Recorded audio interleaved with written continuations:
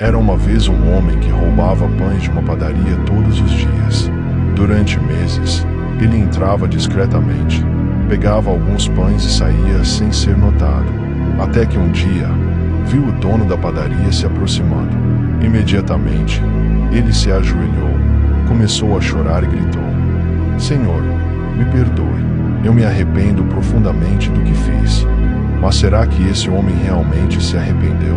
Ou ele apenas teve medo de ser descoberto? Essa história ilustra perfeitamente uma das maiores mentiras que contamos para nós mesmos: confundir medo das consequências com verdadeiro arrependimento. Hoje vamos mergulhar em uma verdade que pode ser desconfortável, mas que é absolutamente necessária para a nossa vida espiritual. A diferença entre o arrependimento genuíno e o falso arrependimento baseado no medo. Quantas vezes você já se arrependeu de algo apenas quando foi descoberto? Quantas vezes pediu perdão, não porque seu coração estava quebrantado, mas porque sua reputação estava em risco? Se você é honesto consigo mesmo, provavelmente consegue lembrar de pelo menos uma situação assim. E não há problema em admitir isso, porque é exatamente essa honestidade que nos levará à transformação verdadeira. O arrependimento falso é como um remédio para a dor que apenas mascara o sintoma, mas nunca trata a causa.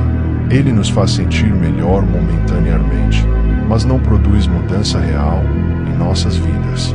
É um arrependimento que nasce do ego ferido, da vergonha social, do medo da punição, mas nunca do amor a Deus e do reconhecimento genuíno de nossa necessidade de transformação. Pense comigo. Quando Adão e Eva pecaram no jardim do Éden, qual foi a primeira reação deles? Eles se esconderam, e quando Deus os chamou, o que fizeram? Começaram a se justificar e a culpar uns aos outros. Adão chegou ao ponto de indiretamente culpar o próprio Deus, dizendo: "A mulher que tu me deste por companheira, ela me deu da árvore, e comi." Isso não foi arrependimento, foi medo das consequências e tentativa de evitar a responsabilidade. O falso arrependimento sempre vem acompanhado de desculpas, justificativas e tentativas de minimizar a gravidade do erro. "Eu não queria fazer isso, mas as circunstâncias me forçaram. Todo mundo faz isso. Foi só uma vez. Ninguém se machucou." Essas frases são sintomas claros de um coração que ainda não entendeu a verdadeira natureza do pecado e do arrependimento. Já o arrependimento verdadeiro é completamente diferente. Ele não se preocupa primeiro com as consequências, mas com o relacionamento quebrado. Não está focado na reputação perdida, mas na confiança traída. Não teme a punição humana, mas reconhece a ofensa cometida contra um Deus santo e amoroso. O rei Davi nos dá o exemplo perfeito disso no Salmo 51. Após ser confrontado pelo profeta Natã sobre seu adultério com Batseba e o assassinato de Urias, Davi não disse: "Me perdoe porque fui descoberto." Ele disse: contra ti somente pequei, e fiz o que é mal à tua vista." Davi entendeu que seu pecado não era apenas uma questão social ou legal, mas uma ofensa contra o próprio coração de Deus. Essa é a marca do arrependimento verdadeiro. Ele reconhece que todo pecado, em sua essência, é uma rebelião contra Deus. Mesmo quando ferimos outras pessoas, mesmo quando as consequências são devastadoras em nossos relacionamentos humanos, o verdadeiro arrependimento compreende que a ofensa fundamental é contra aquele que nos criou, nos ama e estabeleceu os padrões de justiça e santidade. Mas como podemos identificar se nosso arrependimento é genuíno ou falso? Primeiro, observe o timing. O arrependimento falso geralmente aparece apenas quando somos descobertos ou quando as consequências se tornam inevitáveis. Já o arrependimento verdadeiro pode surgir a qualquer momento, mesmo quando ninguém sabe do nosso erro, porque é o Espírito Santo que convence o coração do pecado. Segundo, analise suas motivações. Você está preocupado principalmente com sua imagem, sua reputação, as consequências que pode enfrentar? Ou você está genuinamente entristecido por ter ofendido a Deus e ferido pessoas que ama? O arrependimento verdadeiro produz tristeza pelo pecado em si, não apenas pelas suas consequências. Terceiro, observe se a mudança real. O falso arrependimento produz promessas vazias de mudança, mas continua com os mesmos padrões de comportamento. O arrependimento verdadeiro produz frutos dignos de arrependimento, mudanças concretas no modo de pensar, sentir e agir. A Bíblia nos fala sobre dois tipos de tristeza: a tristeza segundo Deus e a tristeza segundo o mundo. Paulo escreve em 2 Coríntios 7:10: porque a tristeza segundo Deus opera arrependimento para a salvação, da qual ninguém se arrepende, mas a tristeza do mundo opera a morte. A tristeza segundo o mundo é aquela que se preocupa apenas com as consequências externas. A tristeza segundo Deus se preocupa com o relacionamento quebrado com o Criador.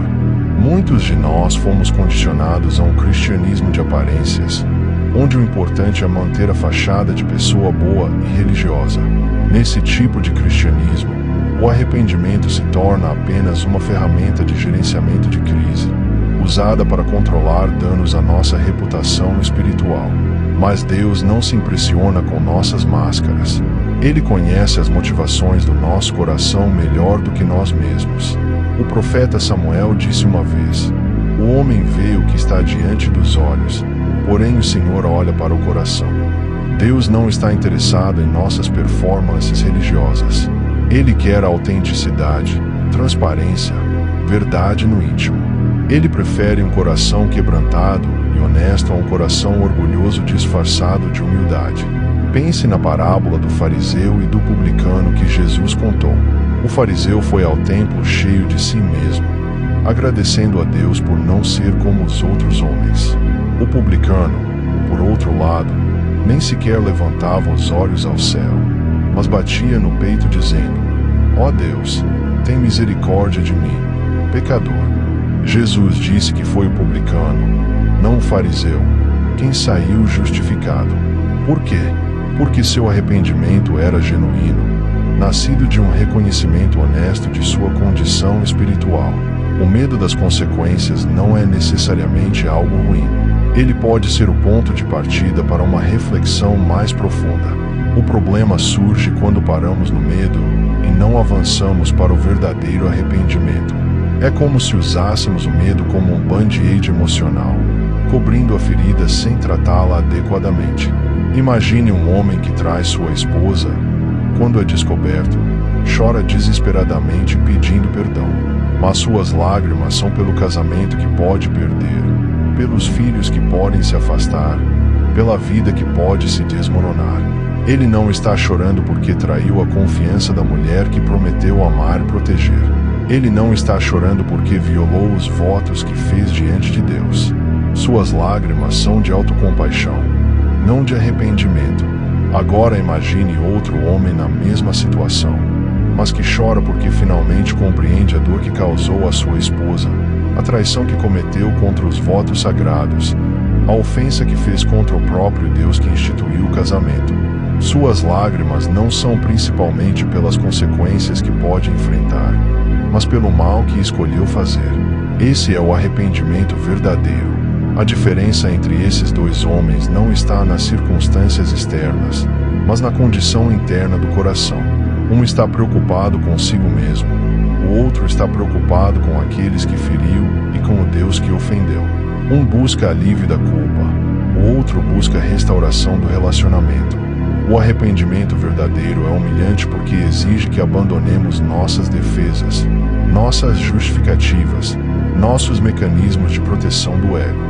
Ele nos força a olhar para o espelho e ver não a pessoa que queremos ser ou que fingimos ser, mas a pessoa que realmente somos. E isso pode ser aterrorizante para quem construiu sua identidade sobre uma imagem falsa de si mesmo. Mas aqui está a beleza da graça de Deus. Ele não nos ama apesar de quem somos. Ele nos ama exatamente como somos, conhecendo cada falha, cada pecado, cada motivação impura. O arrependimento verdadeiro não é sobre convencer Deus a nos amar. É sobre aceitar que Ele já nos ama incondicionalmente e permitir que esse amor transforme nossos corações. Quando entendemos isso, o arrependimento deixa de ser uma ferramenta de barganha e se torna um ato de adoração.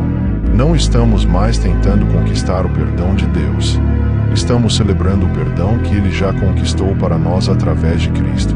Não estamos mais tentando limpar nossa consciência. Estamos permitindo que o sangue de Jesus purifique nossos corações. O apóstolo João escreveu: se confessarmos os nossos pecados, Ele é fiel e justo para nos perdoar os pecados e nos purificar de toda injustiça. Note que a promessa não está condicionada à profundidade das nossas lágrimas ou à intensidade do nosso remorso. Está condicionada apenas à honestidade da nossa confissão. Deus não está esperando que soframos o suficiente para merecer o perdão. Ele está esperando que sejamos honestos o suficiente para recebê-lo. Isso não significa que devemos ser leviano com o pecado. Pelo contrário, quando compreendemos verdadeiramente o custo do nosso perdão, a vida do próprio Filho de Deus, nossa atitude em relação ao pecado se transforma. Não evitamos o pecado apenas por medo das consequências, mas por amor àquele que pagou um preço tão alto para nos libertar dele. O arrependimento verdadeiro produz uma transformação que vai muito além da mudança de comportamento. Ele muda nossa perspectiva sobre nós mesmos, sobre Deus e sobre a vida. Começamos a ver o pecado não como algo que fazemos, mas como algo que somos por natureza, e isso nos leva a uma dependência constante da graça de Deus. Paradoxalmente, essa consciência da nossa pecaminosidade não nos leva ao desespero, mas à esperança. Porque se somos pecadores por natureza, então nossa redenção não depende dos nossos esforços, mas da obra completa de Cristo. Se o problema está no coração, então a solução também deve vir de fora. E é exatamente isso que o Evangelho oferece: um coração novo. O profeta Ezequiel registra esta promessa de Deus: e dar-vos-ei um coração novo, e porei dentro de vós um espírito novo, e tirarei da vossa carne o coração de pedra, e vos darei um coração de carne. Esta é a verdadeira esperança do cristão. Não aperfeiçoar o coração velho, mas receber um coração completamente novo. Então, como podemos cultivar um arrependimento genuíno em nossas vidas? Primeiro, devemos criar espaços regulares de autoexame honesto diante de Deus. Não para nos torturarmos com culpa, mas para mantermos nossos corações sensíveis à voz do Espírito Santo. O Salmo 139 termina com Davi pedindo: sonda-me, ó Deus, e conhece o meu coração. Prova-me, e conhece os meus pensamentos. E vê se há em mim algum caminho mau, e guia-me pelo caminho eterno. Segundo, devemos meditar regularmente no amor de Deus demonstrado na cruz. Quanto mais compreendemos o que Cristo fez por nós, mais nossos corações se enchem de gratidão e amor genuíno por Ele. E é esse amor que produz o arrependimento verdadeiro. Não o medo da punição, mas o amor por aquele que nos amou primeiro. Terceiro, devemos buscar a comunhão com outros crentes que nos amem o suficiente para nos confrontar quando necessário, mas também nos encorajar quando estamos lutando. O arrependimento não deve ser uma jornada solitária. Deus nos deu a igreja para que possamos carregar os fardos uns dos outros, e nos ajudar mutuamente no processo de santificação. Lembre-se, Deus não está procurando pessoas perfeitas, Ele está procurando pessoas honestas. Não está procurando aqueles que nunca falham, está procurando aqueles que, quando falham, reconhecem honestamente suas falhas e se voltam para Ele em busca de perdão e transformação. O arrependimento verdadeiro é um presente de Deus. Paulo escreve em 2 Timóteo que Deus concede arrependimento para o conhecimento da verdade. Isso significa que nossa capacidade de nos arrependermos genuinamente não vem de nós mesmos, mas é uma obra da graça divina em nossos corações. Então, da próxima vez que você se encontrar em uma situação onde precisa pedir perdão, pause por um momento. Pergunte-se: estou me arrependendo porque fui descoberto, ou porque genuinamente reconheço que pequei contra Deus e contra outros? Minhas lágrimas são de autocompaixão ou de coração quebrantado? Estou buscando alívio da culpa ou restauração do relacionamento? Não tenha medo de ser honesto sobre suas motivações. Se você reconhecer que seu arrependimento inicial foi motivado pelo medo, isso não significa que você é irredimivelmente falso. Significa que você está sendo honesto consigo mesmo. E essa honestidade é o primeiro passo em direção ao arrependimento verdadeiro.